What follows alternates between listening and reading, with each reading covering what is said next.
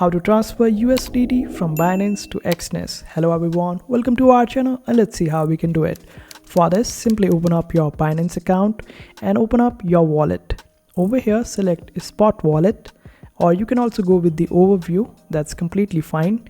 After that, simply click on this option of withdraw and wait for it to load. Over here, just simply select USDT since we want to send USDT. After that, you just need to provide the address of USDT from Exness. Simply get the address of the USDT from Exness and after that select the network. Make sure that you select the same network that is on Exness.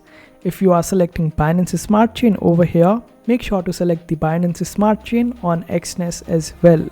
And after that, just simply type the amount of USDT that you want to withdraw and just simply click on withdraw, and this is how you do it.